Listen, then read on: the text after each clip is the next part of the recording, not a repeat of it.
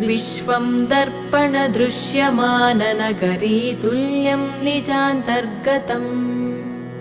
पश्यन्नात्मनि मायया बहिरिवोद्भूतं यथा निद्रया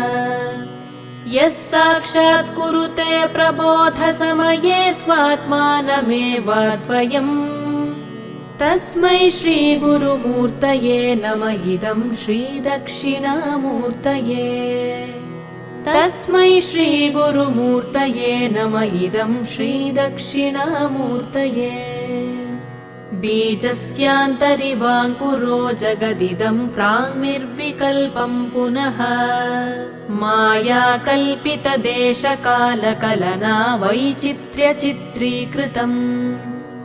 मायावीव विजृम्भयत्यपि महायोगी वयस्वेच्छया तस्मै श्रीगुरु